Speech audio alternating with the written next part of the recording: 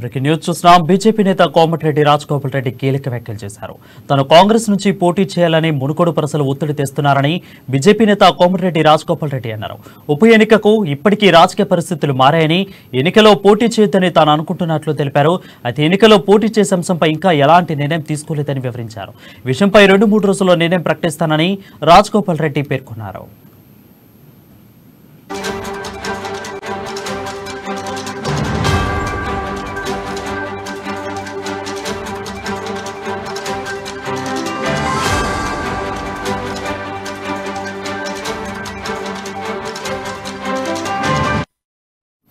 Breaking news చూస్తున్నాం. BJP నేత కోమటిరెడ్డి రాజగోపాల్ రెడ్డి కీలక వ్యాఖ్యలు చేశారు.